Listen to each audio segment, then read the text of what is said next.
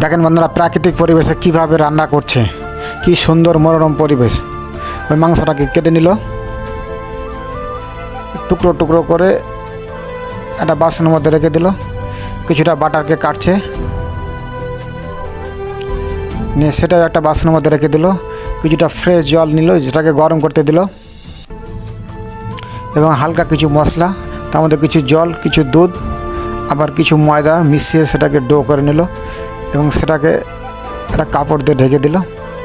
কিছুক্ষণ পরে আবার একটা মশলা তৈরি করলো। এই আটাটাকে লম্বা লম্বা করে দুটো টুকরে অংশে বিভক্ত করে নেবে।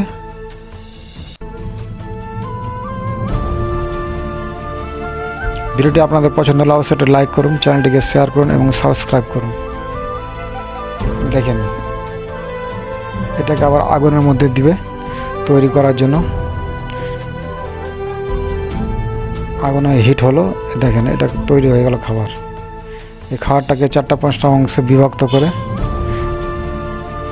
একটা গরম তাওয়াতে দিয়ে তার মধ্যে চারিপাশে ওই যে বাটারগুলো দিয়ে দিল,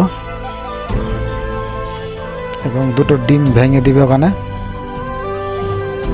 কিছু হালকা মশলা দিয়ে একবারে রেডি। কি সুন্দর! অবশ্যই ভিডিওটিকে একটা লাইক করুন, চ্যানেলটিকে সাবস্ক্রাইব করুন।